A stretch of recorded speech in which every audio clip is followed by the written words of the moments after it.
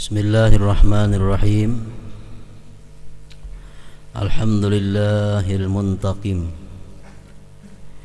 ala abdihil muznibil mujrim ba'dal inzari wal imhali ala lisani rasulin qayyim.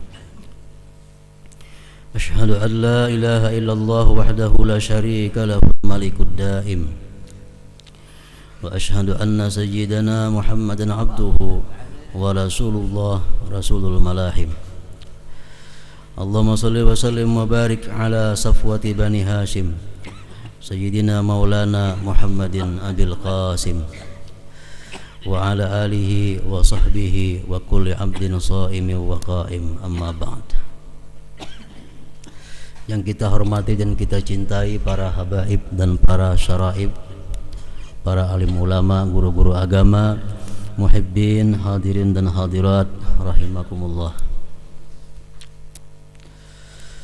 Al-hadi wa thamanun min asma'illahil husna al-muntaqim. Yang ke-81 dari 99 asma'illah al-husna al-muntaqim.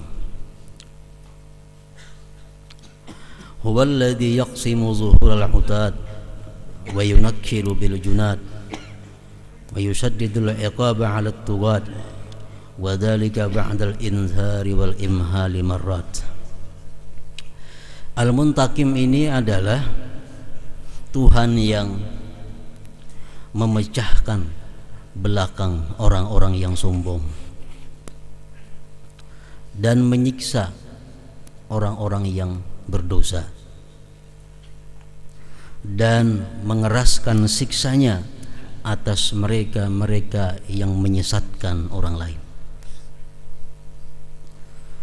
Yang demikian itu sesudah dia berikan peringatan dan dia berikan tempo marat beberapa kali. Secara ringkas, Al-Muntaqim ini bisa diterjemahkan dalam bahasa kita adalah yang maha menyiksa.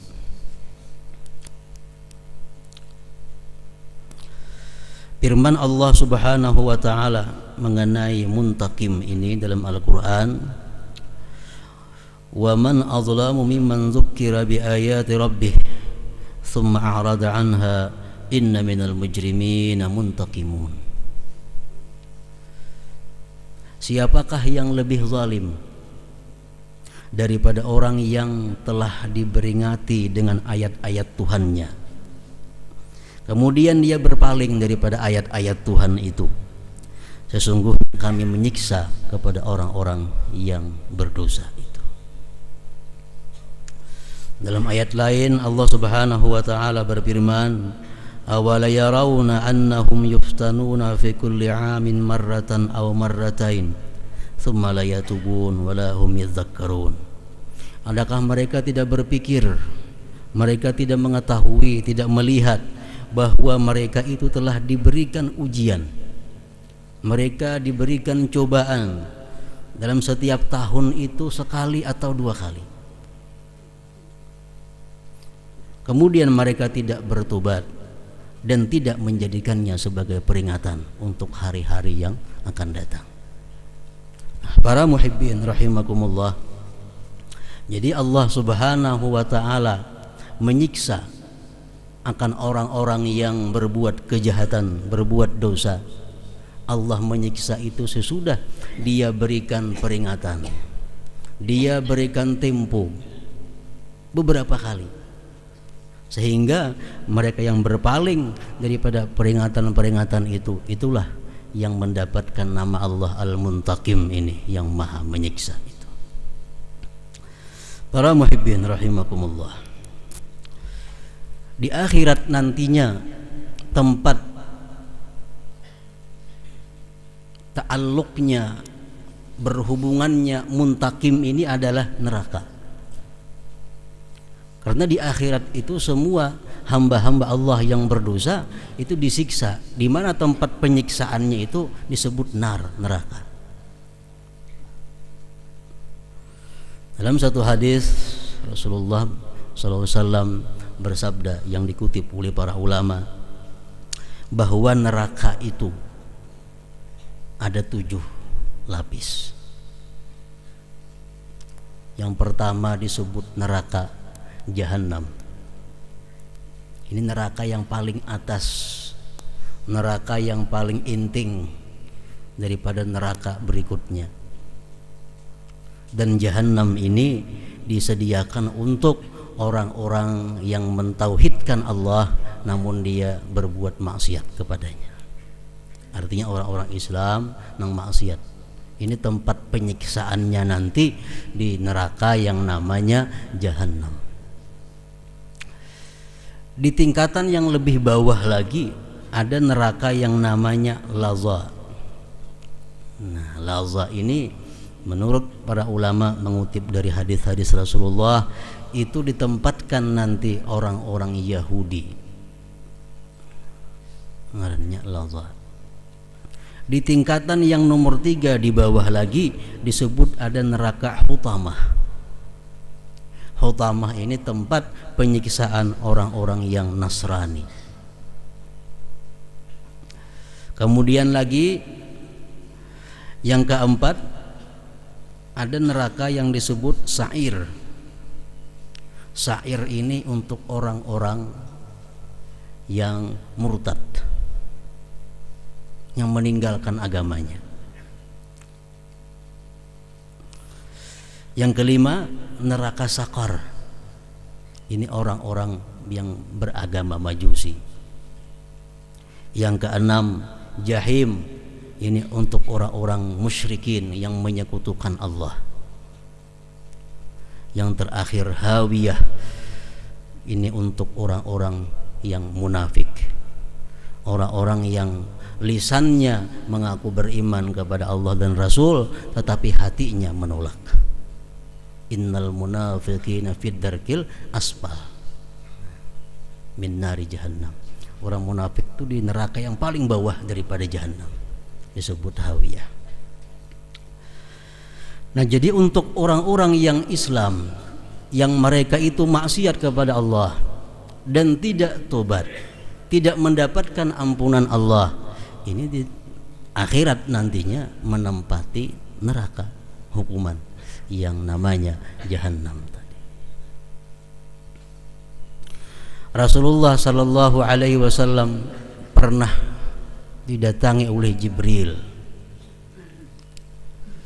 Rasulullah berkata, "Ya Jibril, in'atli Jahannam." Coba bang terangkan kepadaku bagaimana itu neraka Jahannam, tempat di mana nantinya umatku yang durjana akan disiksa. Jibril menjelaskan neraka Jahannam itu dengan panjang lebar, dan kita ambil yang singkatnya. Artinya, ujar Jibril, Jahannam itu adalah neraka yang dinyalakan oleh Tuhan selama 1000 tahun sehingga apinya menjadi putih. Ditambah lagi nyalanya 1000 tahun, apinya menjadi merah. Ditambah lagi 1000 tahun, Jahannam itu menjadi hitam gelap. Percikan-percikan apinya tidak menimbulkan cahaya. Nah, itu Jahannam. Lalu ujar Jibril, "Wahai Muhammad, andai kata sebesar lubang jarum dibuka, itu Jahannam, dan dia berhembus ke dunia, niscaya mati seluruh makhluk hidup yang ada di dalam dunia ini. Dan andai kata satu mata rantai daripada mata rantai dalam Jahannam itu satu diambil, diletakkan kepada gunung yang paling kuat di dalam dunia ini, niscaya gunung itu akan runtuh, hancur sampai ke bumi yang ke-7. Mendengar demikian, Nabi kita berkata, "Hasbi ya Jibril." Cukup hai Jibril tentang kisah Jahannam ini. Para muhibbin rahimakumullah. Jadi Jahannam itu adalah tempat di mana di dalam Jahannam itu ada lagi bermacam-macam tempat-tempat yang menyiksa orang-orang yang sesuai dengan kesalahannya. Orang nang mencuri di bilik sini andaknya, orang nang ini di sini andaknya. Nah, siksaannya pun bermacam-macam. Dan di dalam jahanam itu kita kadang mengenal lagi istilah mati. Kenapa sebabnya? Karena si mati ini sudah dimatikan oleh Allah Subhanahu wa taala. Matinya kada ada lagi. Jadi kayak apa jua pun siksa yang diberikan Allah kepada orang yang berdosa ini, dia mampu menyandangnya dan kada bisa mati.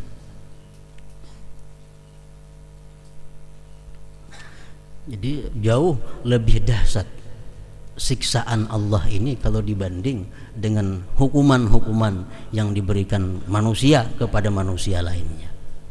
Kalau kita umpamanya maling mencuntan, dimasukkan dalam penjara. Dalam penjara nyaman, diberi makan nih, diminumi, TV ada, ceramah agama ada. Nah, perampok masuk penjara nyaman. Karena ini hukuman yang diberikan oleh manusia kepada manusia. Tapi kalau hukuman Allah dengan namanya Al-Muntakim ini kada bisa digambarkan dengan hukuman-hukuman yang pernah kita bayangkan di dalam dunia ini. Nah, kita ambil di sini 5 kelompok manusia yang mereka ini mendapat hukuman dari Allah Al-Muntakim sesuai dengan kesalahan-kesalahan mereka. Rasulullah SAW bersabda, ra'aitu aqwaman mu'allaqin bi juzu'in minan nar. Faqultu ya Jibril man haula? Qala alladziina yashtimuna abahum wa ummahatihim fid dunya. Nabi kita melihat ada manusia-manusia yang digantung dalam neraka. Jadi mana dalam neraka? Digantung lagi. Ujar Nabi, wahai Jibril, siapakah mereka itu? Jibril menjawab, itulah hukuman orang-orang yang semasa hidupnya dalam dunia durhaka kepada kedua orang tuanya. Nah, digantung.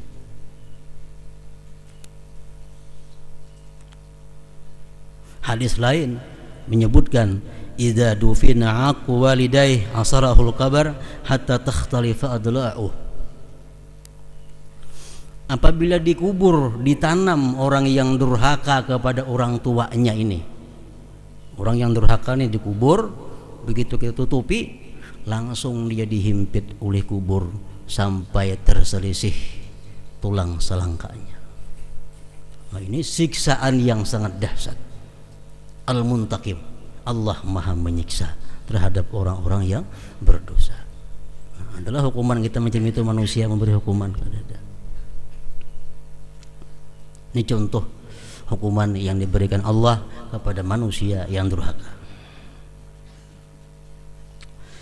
Yang kedua, Allah memberikan hukuman lain lagi, tapi sama dalam jahanam juga, cuma biliknya lain.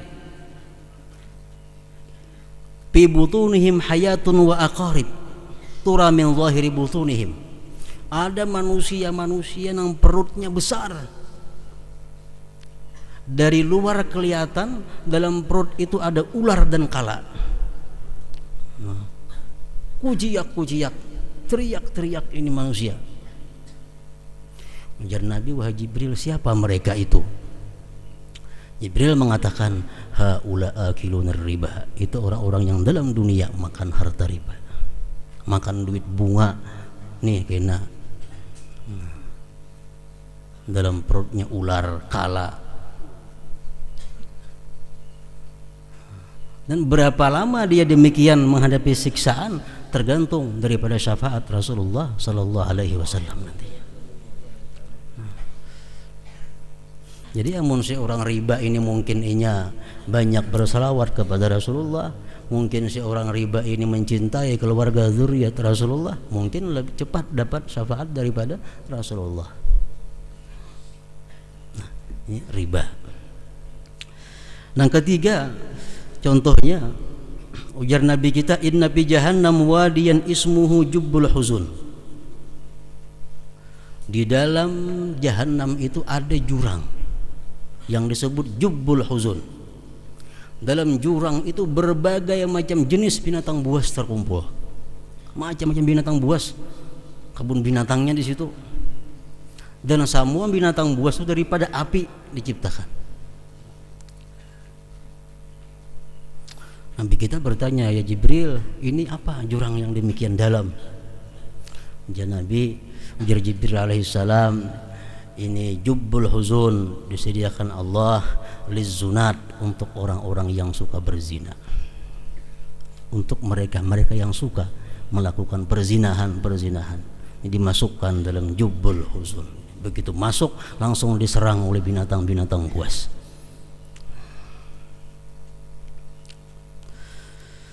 Nah, keempat kita ambil contoh lagi, syaribul khamar, orang yang minum arak, minum yang memabukkan. Hukumannya sesuai dengan apa yang dia lakukan dalam dunia. Di dalam jahanam nanti dia dihidangkan dan dipaksa untuk minum tinatul khabah. Itu satu minuman yang dibuat daripada perahan nanah dan darah ahli neraka. Ini cocok hukuman bagi orang dalam dunia suka bersenang-senang dengan minum arak dan minum-minuman lain yang memabukkan. Al-Muntakim, Allah maha menyiksa. Siksa Allah sangat keras.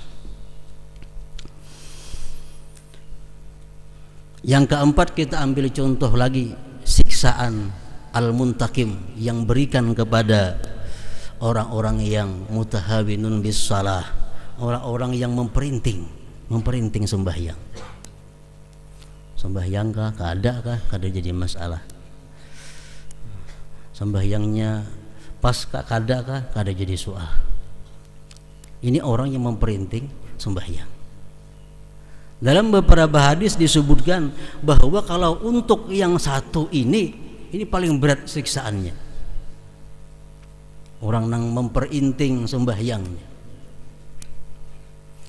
Beluman lagi sampai dia di dalam kubur, dalam dunia sudah mendapat siksa, sudah mendapat hukuman daripada Allah Subhanahu wa ta'ala. Yang pertama, tunza'ul barakah fi umrih, dicabut berkah pada umurnya. Umur itu kada ada berkah. Jadi walaupun umur panjang, ibadah kada banyak, itu kada berkah. Dicabut berkah dari umurnya. Yang kedua, dihapuskan tanda-tanda kesalihan dari wajahnya. Artinya kalau orang-orang yang istimewa, yang diberi Allah kasab, itu melihat, ini orang ada penyembahyang, muhanya lain. Kenapa? Karena dicabut oleh Allah tanda-tanda kesalihan dari wajah mereka yang memperinting sembahyang itu. Yang ketiga, tiap-tiap amal yang ia lakukan ditolak oleh Allah. Orang ini memperinting sembahyang, puasa kada diterima Allah, haji kada diterima Allah, umrahnya kada diterima Allah, zakatnya, samuan amal kada diterima Allah. Ini yang ketiga. Yang keempat, doanya kada didengar oleh Allah Subhanahu wa ta'ala. Doa orang yang tidak sembahyang. Yang kelima, dia tidak termasuk dalam doa setiap orang-orang yang saleh. Orang-orang yang saleh berdoa, ya Allah ampuni umat Nabi Muhammad, orang ini tak keluar kada tak umpat dalam doa itu. Nah, ini hanya di dalam dunia. Begitu orang nang kada sembahyang ini menghadapi sakaratul maut, lain lagi pulang hukuman yang Allah berikan. Pertama, dalam keadaan terhina, matinya su'ul khatimah. Yang kedua, dia mati bersangatan lapar. Yang ketiga, dia mati bersangatan haus. Waktu dalam sakaratul maut itu. Dalam kubur pulang orang nang kada sembahyang ini, begitu masuk ke dalam kubur, dia dihimpit oleh kuburnya. Datang syuja'un akra, Allah kirim ke sana satu ular yang besar, dan Allah kirim api neraka ke dalam kuburnya sampai hari dibangkit nanti. Nah, ini orang nang kada sembahyang. Setelah bangkit dari kubur, makin macam-macam lagi siksanya. Nah, jadi ini kita mengetahui para muhibbin sekalian, Allah Subhanahu wa taala itu kalau kita baik, Allah sayangnya luar biasa. Tapi kalau kita jahat, Allah marah, siksanya pun luar biasa. Al-Muntakim ini namanya.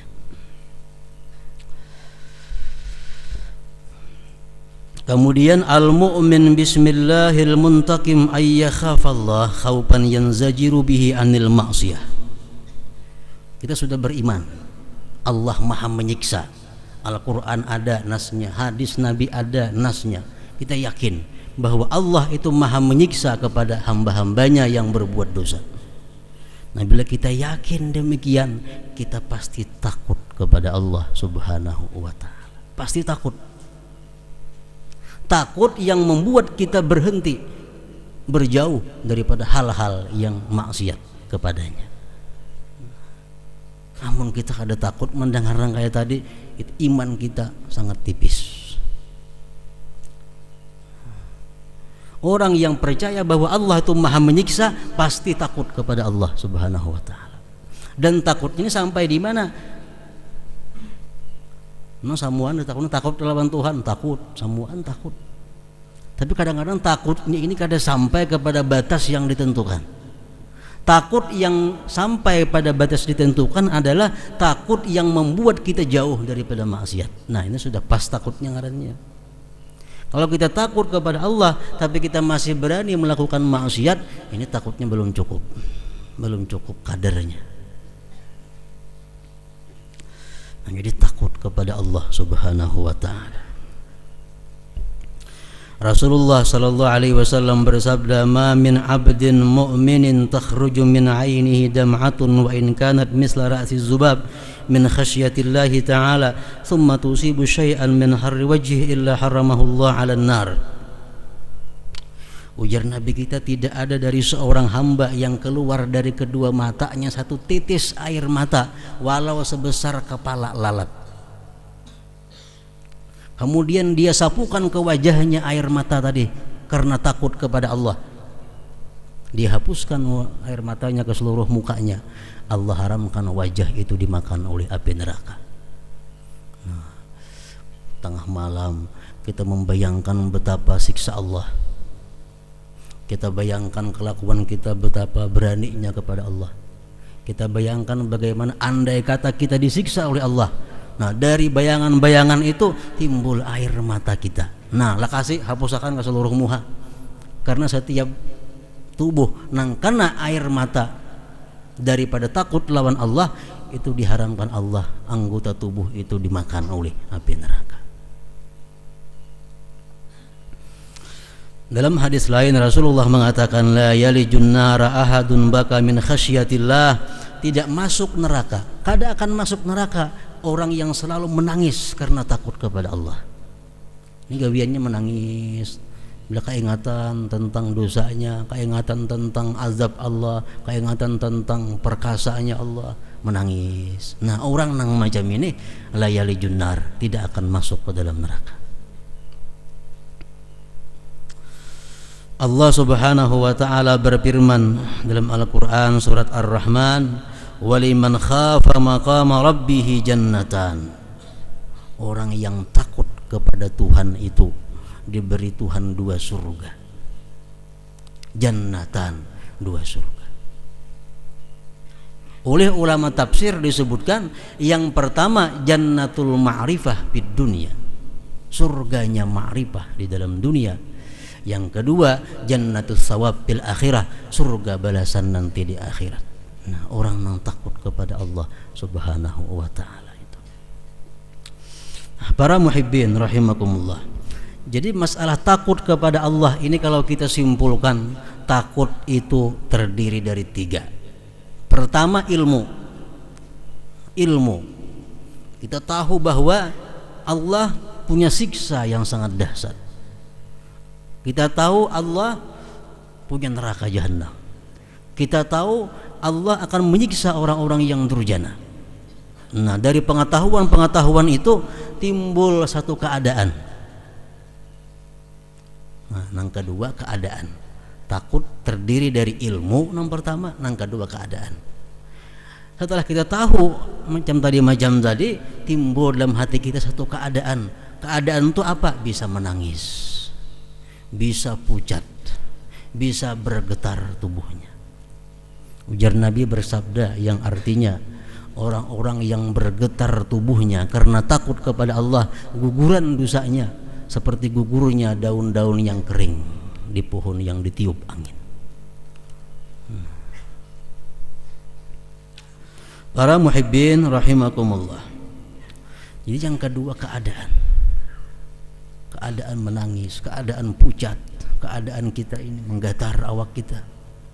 Nah, yang ketiga adalah amal, perbuatan. Perbuatannya apa?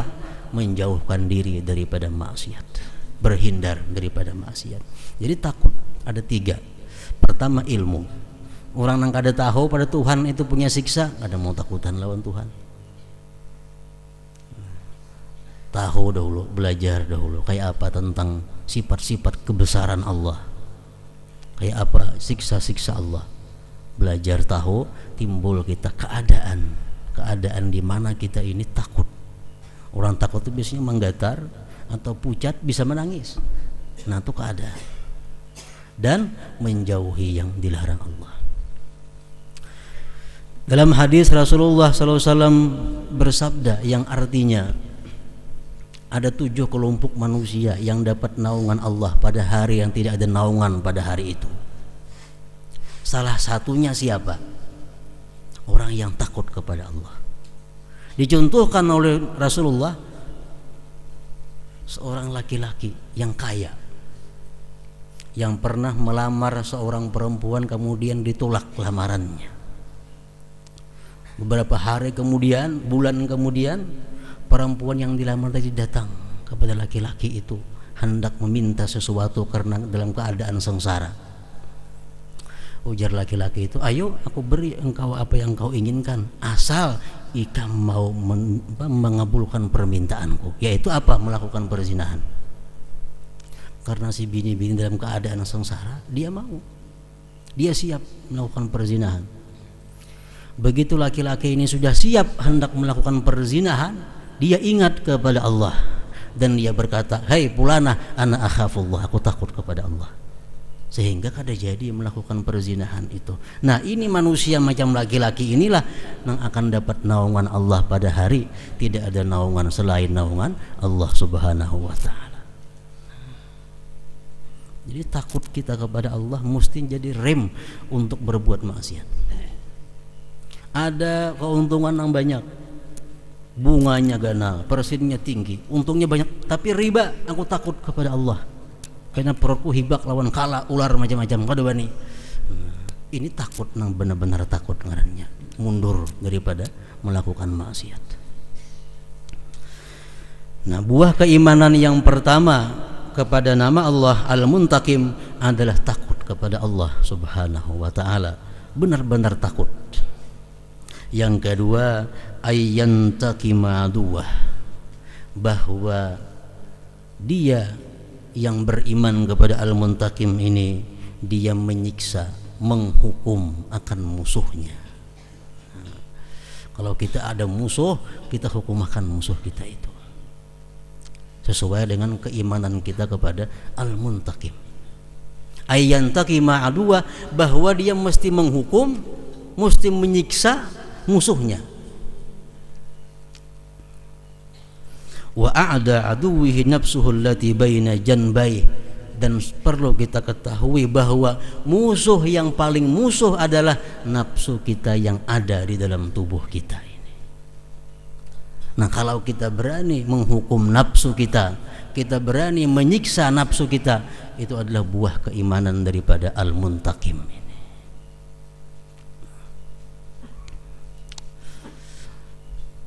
Dicontohkan kita menghukum nafsu. Kita biasa malam sembahyang witir, umpamanya 3 rakaat, malam witir 3 rakaat tiap malam. Malam itu kenapa kita taburingan sampai subuh kada bangun. Begitu bangun sudah azan subuh, waktu witir sudah habis. Berarti kita ketinggalan witir karena taburingan. Nah, besok pagi ini nafsu mesti dihukum. Kalau kita mengqadha witir 3 rakaat juga kayak biasa malam, itu kada menghukum ngarannya. Nah, mesti ditambah daripada 3 rakaat walaupun jadi 5 rakaat. Nah, ini berhubung ikam malam tadi nafsu guring, nah, kada berwitir ikam hari ini kupaksa ikam siang ini 5 rakaat witir karena biasa 3 aja. Nah, 2 rakaat inilah merupakan tindakan kita, hukuman kita kepada nafsu kita. Nah, ini kita beriman ngarannya kepada nama Allah Al-Muntaqim.